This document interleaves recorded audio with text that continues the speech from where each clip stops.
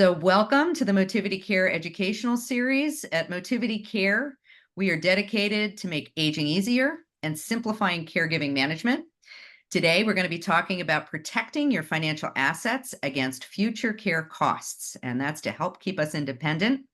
We are delighted to have our speaker with us today, who is Jonathan Miller. He is the principal at Longevity Income Solutions, and they are key partners to Motivity Care. So I'm going to give you a little bit of background about Jonathan. He co-created Longevity Income Solutions back in 2015 to positively disrupt long-held ideas and how to pay for senior care, especially during a medical crisis. He comes with more than 30 years of experience in insurance and financial planning. And Longevity Income Solutions addresses the concerns on both sides, which is very important, both those needing care and those providing care. He also serves as a board of director for Twilight Wish Foundation, which is a nonprofit celebrating seniors and making their dreams come true. Thank you so much, Jonathan, for being with us today. It is great to be here, man. Thanks for having me and Longevity, as well as being the first guest speaker of your series that is surely to be an exciting series down the road. Thank you. Well, we're going to jump in. I think that most of us are clear about needing to and trying to save for retirement, but not a lot of us think about a financial care plan for the future. So, Jonathan, what is a financial care plan and why is it so important for us to be thinking about this as we plan to stay independent and have a good retirement? Well, I think that the first item to mention is that everybody looks at it as one big solution. You know, your retirement, your financial care needs, and also your potential care cost that might happen down the road. It's essential that we look at it as individual pieces, but both pieces really work well with one another. So you have your retirement planning that starts very young, hopefully, when you're working the workforce and you build that as a nest egg. And then you have to figure out, well, I need to protect that nest egg. I need to figure out how am I going to make sure that these assets or savings, I like to call them, are there for you when you need them for other situations than just retirement. For instance, care needs and care costs. So there is a true difference between what you're doing on the front end of retirement versus what your financial care plan should be designed as. I think that's great. So, just a side question: why do you think that when there is retirement planning, and we talk about this, that this is not brought up? Well, I think it's the human nature say it's not going to happen to me. I think more people are out there to say, well, I know that can happen. I've heard about it, and I know that they're building these communities, for people to live in, but that's not going to be my situation. I'm the one that's going to be able to sail off to the sunset and enjoy my retirement without having any issues. So I think it's just more human nature that people don't want to think about it or really address it in the early stages rather than at crisis mode. Yeah, can you give me an example of like a care challenge that's not necessarily end of life? So, in most cases, you'll hear one of our, families that will say, well, if something happens to me, I just hope that, my life goes to the sunset and we end, without any real long, prolonged care needs. But unfortunately, more times than not, you're going to have a prolonged care need. And for a perfect example, most people want to age in place, age in their home. And what we find is that until you really understand what those care costs for home care and have an understanding about maybe what potential expenses are associated with an age in place scenario, like for example, a lot of people don't think about home modifications. They think about the care that's going to be needed, but they don't think about the home modifications. They don't think about the potential need to have to install maybe as simple as a generator because you need electrical power for your care needs. Maybe you have a durable medical equipment. Maybe you have some real expense that you haven't given thought to. So it's all part of this financial care plan that you have to take these items into consideration. Yeah, and I even think about my stepfather who had a knee replacement in his 70s, right? So that also needs a financial care plan potentially around it. But that didn't mean that suddenly he was deteriorating after it because he had a plan in place. He went through the process. He was very good about listening to his doctors and doing the rehab, and he got back on the dance floor. So I think that the other piece of this, as we talk about a financial care plan, is not just about, which I think is the scary part, right? That we're going to deteriorate, that it's also an insurance plan that when those bumps in the road come around care, that we can get back to that retirement life that we really want. And Yeah, I mean, excuse me for interrupt, but most of the families, I mean, if they're living in a home, they're living in a home that they've been in maybe for 40 years, 50 years, what have you, and it's an older home, and they don't even think about the real possibility. Let's just say you need to rewire from an electrical standpoint, the home itself. It's a very costly endeavor when you start looking at these particular care needs. well, and I think that brings up, like, there clearly are a lot of different issues or different things that we need to think about, right? And it's also specific to you and your situation, as you kind of Sure. alluded to here, right? So I think it's really important to kind of think about first, what are the most important pieces of a financial care plan that we need to be considering? Well, I think that you have to make sure that, the first step is how am I going to protect my savings? Right? It's how am I going to now uh, have the dollars that I've saved for years and years, and how am I going to do that? And so protect. That's number one.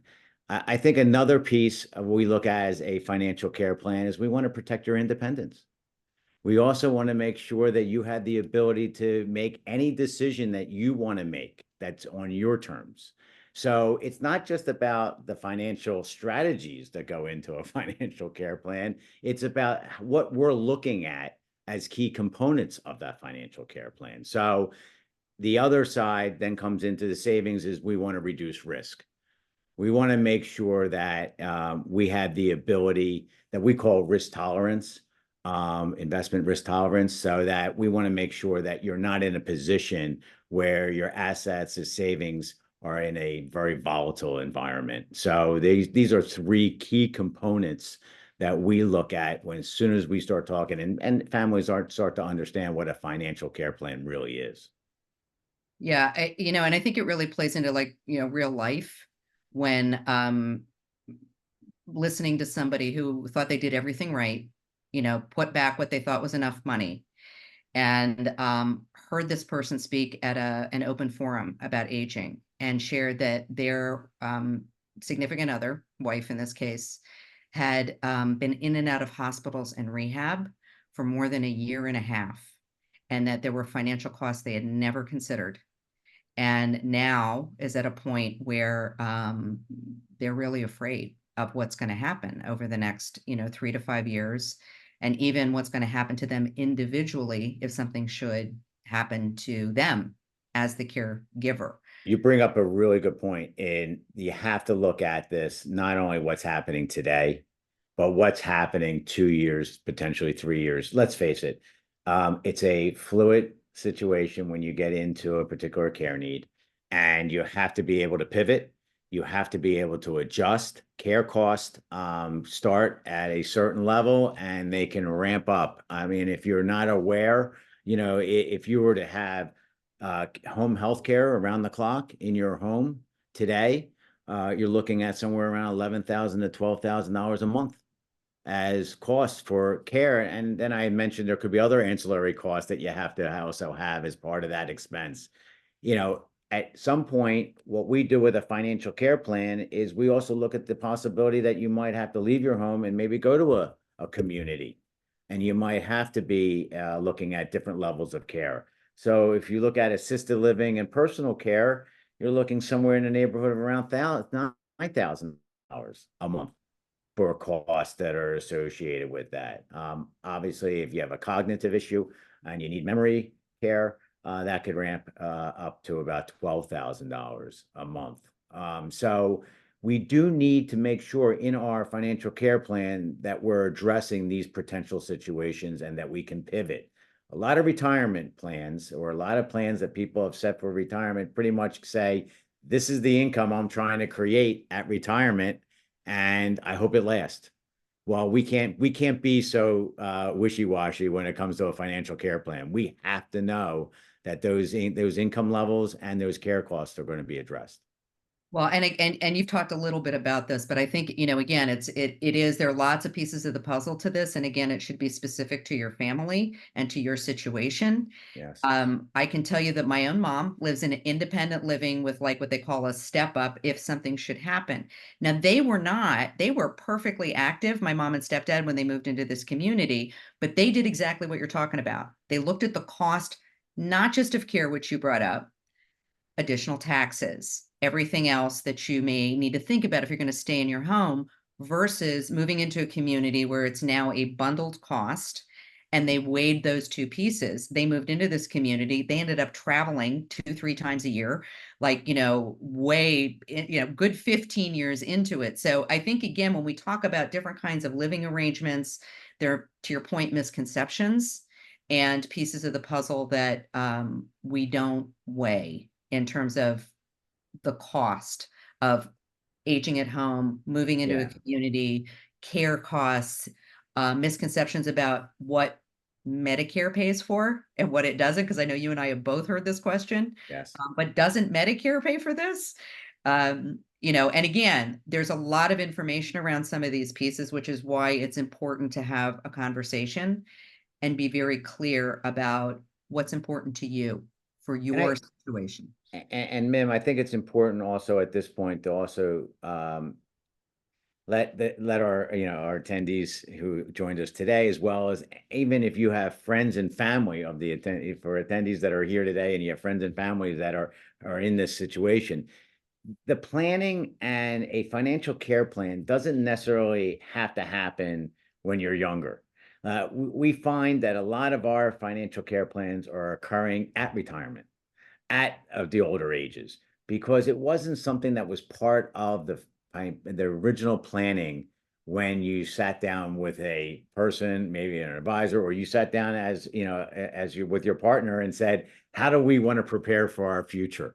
So it wasn't questions that were asked 20, 30 years ago as part of the planning. So keep in mind that most of the financial care plans that we put together today are after somebody has reached a retirement age. We're just trying to put the word out that it's important that we address it sooner in the planning process, and it would be more beneficial if you were able to do this in the earlier stages, because it would give you more options. It would give you more flexibility, and but you're not out of hope if you now are sitting here and or know people that say, well, we don't have one of these.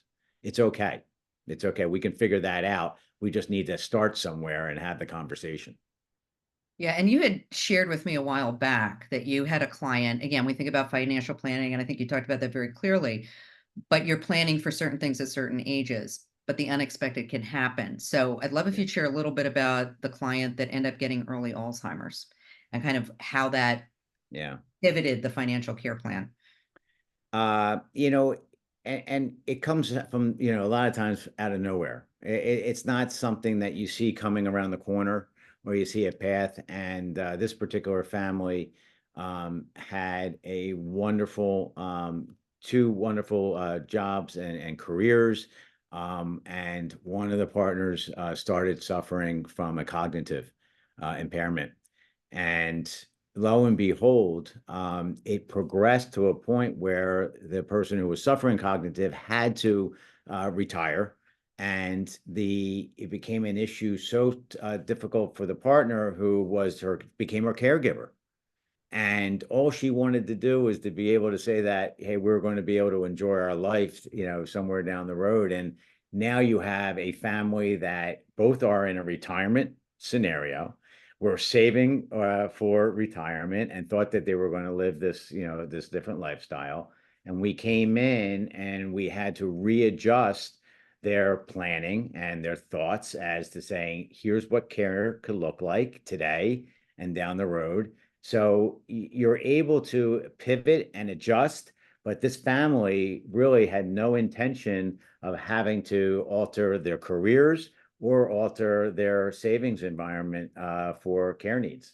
And that's where they are today. They're completely and 100% in a care need environment. And happy to say that they're getting the care they want and they're getting the care they need because we were able to address their particular situation. Yeah, and I think you bring up a really interesting point around this, like anything, and I always say this about wills as well, right? Get it in place. It doesn't mean that you can't change it as circumstances change.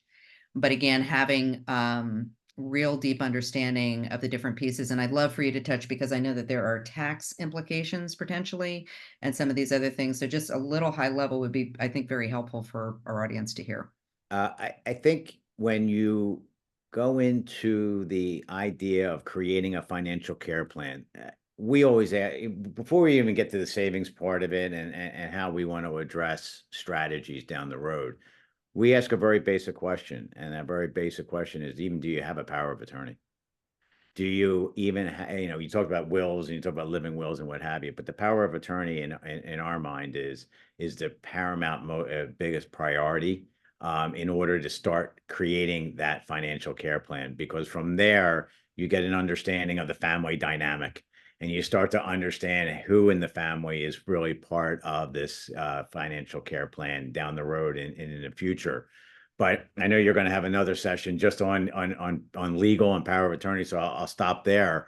But we also need to look at tax ramifications and tax liabilities that are part of any financial care plan. When you are in retirement, and you might have retirement plans, IRAs, you might have 401k plans that you plan on using in retirement, that creates income at retirement. And then when that creates income, that creates a tax liability. Well, we look at that income that's being created, and then how do we address that tax liability should a care need arise? If that care need arises, you now have deductions that we can use as long as we're paying for that care from the right, I call them buckets of funds, because there are multiple different buckets. You might just have a regular savings account. You might have an IRA account. You might have a joint account. So we look at the different buckets of funds, and then we utilize how to use those funds from a tax standpoint to give you the protection and potentially to reduce your tax liabilities. So it's all part of that part of strategy that it needs to be part of any financial care plan.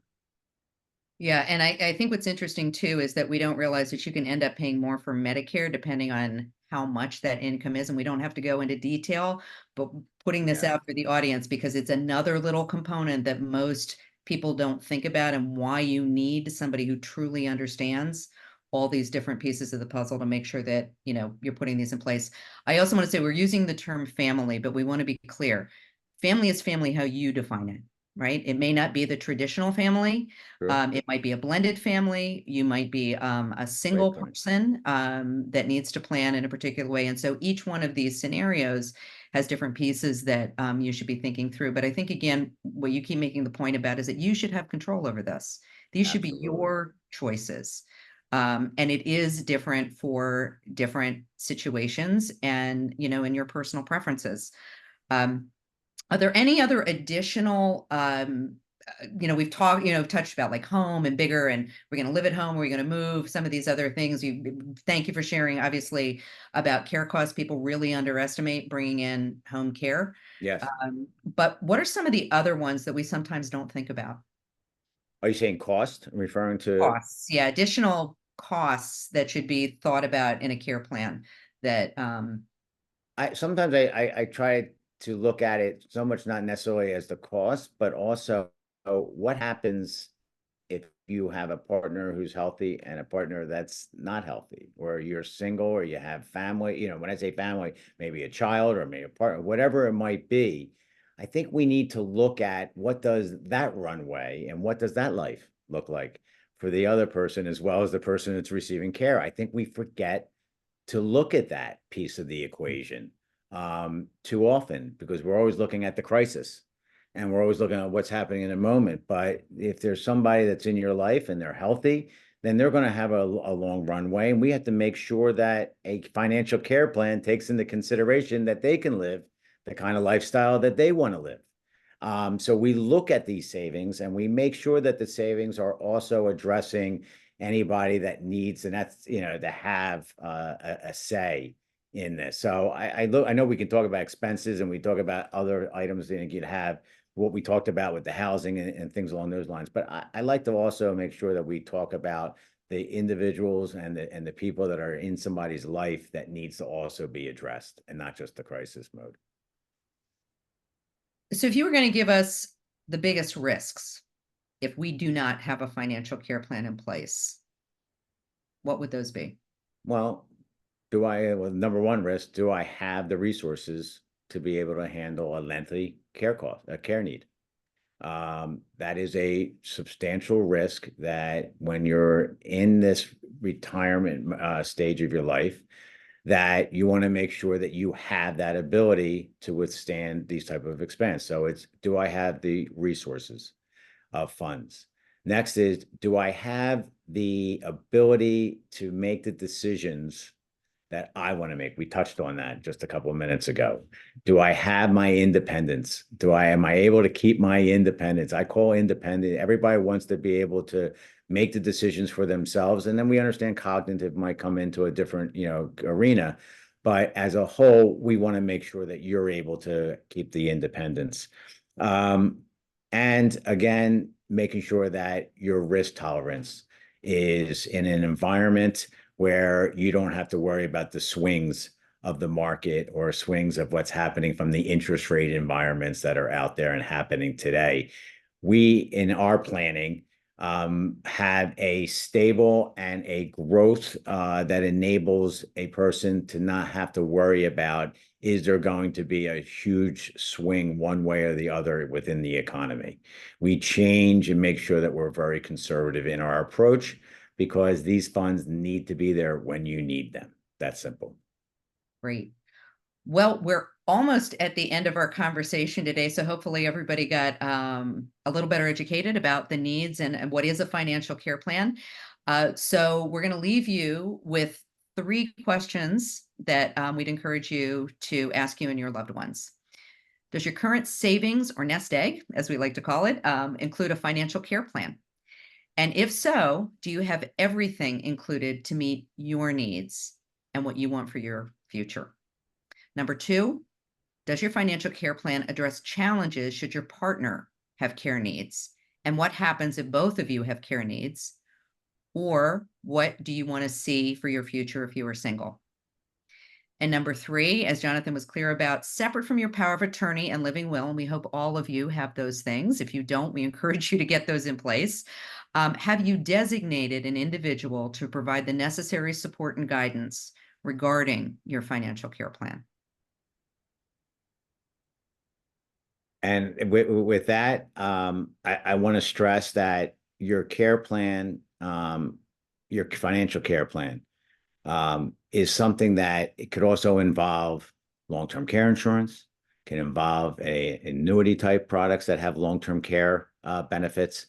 So there are other options besides just looking at what you have as savings, and there are other ways to create a financial care plan. So I wanted to make sure that when we're talking about this, that we're talking about that there's other vehicles that we can assist and make sure that your plan is sound by using some of these other vehicles. But if you're not having this conversation, regardless of what age you're at this current point, and this conversation doesn't involve incorporating a financial care plan into your overall strategies, then we need to change that narrative.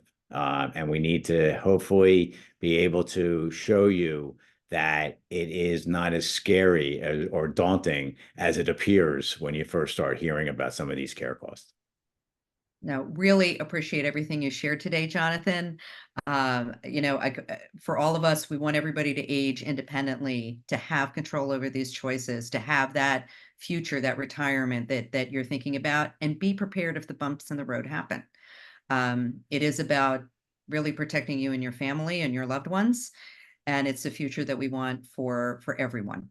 So if you are currently a Motivity Care client, you can book a free 30-minute assessment to discuss a financial plan that's specific to you. Get more if you have specific questions. That's available to you at any time as a Motivity Care client. And for those of you that joined us today that are not yet a Motivity Care client, we'd like to make you the offer of also having a free 30-minute assessment. You can schedule that as long as you schedule that within the next 2 weeks.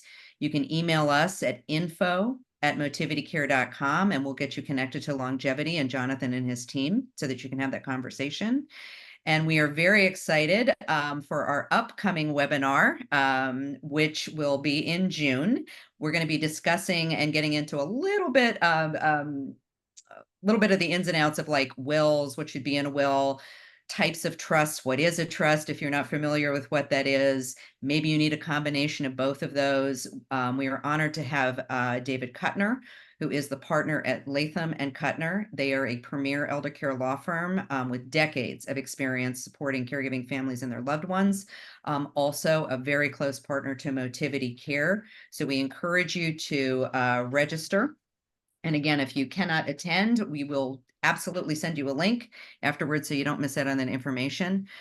But I think, what we're trying to get across is whether you are caring for someone right now, whether you're planning ahead for your loved ones or planning for yourself, we are here to support you so that you can have that future that you want.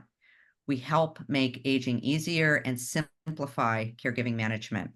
If you'd like more information about Motivity Care and specific care needs, please contact us. Again, there is no obligation. It is a free call. And we want to thank everyone for their time today. And we look forward to having you with us at our next webinar on June 20th. Thanks again, man. It's great Thank being. you.